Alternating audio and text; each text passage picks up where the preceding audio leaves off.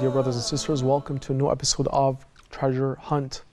So last time we spoke about the traits of the Da'i ilallah and some of the most important characteristics. Inshallah, today we'll continue with the same topic, the characteristics of the Da'iyah. I'd like to start with a very beautiful, very amazing trait that the Messenger of Allah ﷺ had. And according to Surah Al-Ahzab, Allah subhanahu wa ta'ala tells us that بعد أعوذ بالله من الشيطان الرجيم لقد كان لكم في رسول الله أسوة حسنة. Subhanallah, we have the best of example in the Messenger of Allah. And he was so compassionate, so loving, so merciful to his enemies. It is the characteristic of compassion. Let's see some examples, because we really have to ponder over and contemplate over these just situations and actions, because it's subhanallah, you read this the seerah and you read his actions and you see, try to visualize what he used to do, and you compare that to the condition of the ummah nowadays, and you feel really sad because we have gone so far away from these teachings, from these prophetic teachings. Compassion, which means to love people, and it is one of the attributes of Allah the Almighty, Al-Wadud, the all-loving. The Prophet ﷺ, he loved everyone, including his enemies, and he was so eager, he was so keen on conveying the message of Islam even to the worst enemies. And you'll find that, according to the scholars, that he's gone to Abu Jahl, the Fir'aun of this ummah, the Pharaoh of this ummah, of this nation.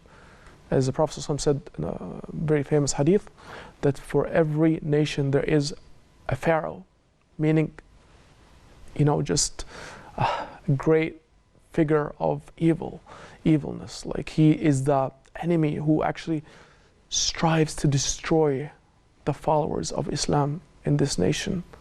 And of course, we believe that all prophets and messengers, they came with the same message, the message of Islam, but people later on, they named it, they gave it labels. So he said, and the Pharaoh of this nation, because if you remember, the Pharaoh of Moses, he tried to destroy Musa alayhi salam, and he tried to destroy the Israelites who followed him. Because at that time, they were Muslims, and they denied and they refused to worship Pharaoh and believe that he's God or divine, or to follow the ancient Egyptian religion. So, and he said, the Pharaoh of this nation is Abu Jahl. Yet we'll find that despite of all the harm that Abu Jahl has caused to the Prophet ﷺ personally, and to this nation, or to the Sahaba, the early followers of Islam, he was so keen on giving him da'wah. He went to him multiple times, and he prayed actually for his guidance. So another example, and this hadith is authentic, and it describes how merciful. Wallahi, brothers and sisters, we have to really pay attention to this hadith and to this story and to take it to heart, because it's just amazing how the Prophet ﷺ defined that my relationship as a Muslim with the rest of the world, and how much I should care. Not just care about my Muslim brothers and sisters, but care about every living soul. As when the Prophet ﷺ was in Medina, he was sitting down with his companions. A funeral passed by, a funeral of a Jewish person. And as you know, reading the seerah, you'll find that there was a lot of conflict between the pagan Arabs, the inhabitants of Al-Medina, prior to Islam. I'm talking about like prior to Islam, Al-Aws wal-Khazraj, or the Arabs who occupied Medina or inhabited Medina, with the Jews, because at that time the Jews actually controlled their economy, and they really pretty much put them in a very tough position, and so that just brought lots of grudges in the middle between both communities. And the Arabs considered the Jews to be their enemies, because they would give them loans, and if they don't pay it on time, they would enslave them, and so on and so forth. You know, add to that controlling their water sources and controlling their economy. So the Arabs had, as they say, like you know, bad blood.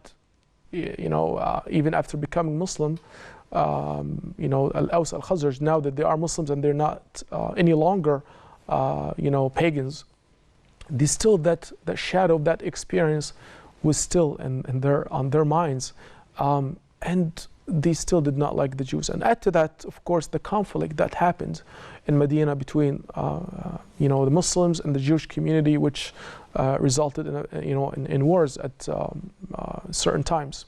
So the Prophet ﷺ, he was sitting down with his companions, and that Jewish funeral passed by, and the Prophet ﷺ did something very surprising that shocked, it just stunned the Sahaba who were sitting down around him. He stood up out of respect, and he wept, he cried, subhanallah. The Sahaba, they told him, "O Messenger of Allah, he's just a Jewish man." But the Prophet ﷺ looked at them and taught them a lesson that will never be forgotten. Taught him something that will stay and remain in his legacy forever, and will remain as one of the greatest lessons that his followers should learn from. He said, "Nafsun tafallathat min yadi ila an-nar," and which, you know, translates as, it is a soul that slipped out of my hand into the hellfire. And subhanAllah, that verb he used, tafallatat, meaning that he was trying to grab it so hard, he was holding fast to it really hard, like someone who's trying to grab something really hard, but it just slipped and he couldn't control it any longer. He tried his very best, but he couldn't control it. That shows you what kind of character he was, sallallahu alayhi wa sallam. My brother, my sister, do not look at the Muslim community as your only community. Do not look at the Muslim brothers and sisters as they are the only ones I should care about, and the rest I should not even consider. You know, I'll give you an example. One time I was attending a conference in Texas, in Houston. It was actually Imam's conference. I believe it was about maybe like 5 or 6 years back. And I was approached by a non-Muslim who saw us, you know, me and other Imams, dressed up into, you know, the gown that Imams usually wear, and he was able to easily recognize that we are Muslims. And he told me, "Assalamu alaikum." So I said, "Wa alaikum assalam," with a big smile on my face, and I welcomed him. "Please sit down. What's your name?" So he gave me his name and everything, and he told me, "You know, I love Islam, I love Muslims, but I'm not a Muslim, and I really like the way how you received me." And you know, it really just stabbed my heart. You know, an experience that he just said that he told me, like, I was really saddened by an experience that I had with 2 members of your community here in Houston. He said that I approached this couple, and I told them, "Assalamu alaikum." So they said, "Wa alaikum salam," and they were so welcoming. They're smiling. They're just, you know, very, very nice to this person. And they started speaking to him, and they told him, you know, how long you've been a Muslim and this and that, and they started having a conversation. So the man told him, "I'm actually not a Muslim." So he told me, as soon as I said that, their faces just changed. They frowned, and the nice treatment, it ended immediately right there. And he said, they treated me so differently. And I see this example across the world. And I'm just telling you, brothers and sisters, look at how much compassion the Prophet ﷺ had.